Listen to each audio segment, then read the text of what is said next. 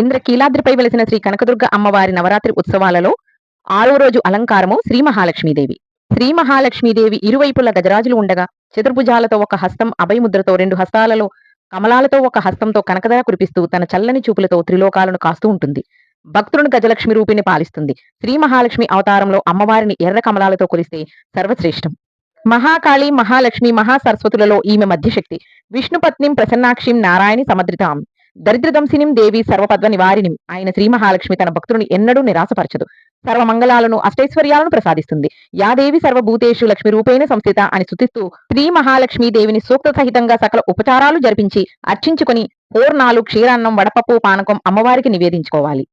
మంగళప్రదమైన దేవత శ్రీ మహాలక్ష్మీదేవి. లోక స్థితకారిణిగా ధన, ధైర్య, విజయ, విద్య, సౌభాగ్య, సంతాన గజలక్ష్ములుగా వరాలు ప్రసాదించే అష్టలక్ష్మి తమిష్ట రూపమైన అమృత స్వరూపిణిగా సర్వాభరణ భూషితురాలై ఉన్న అమ్మవారిని దర్శించుకుంటే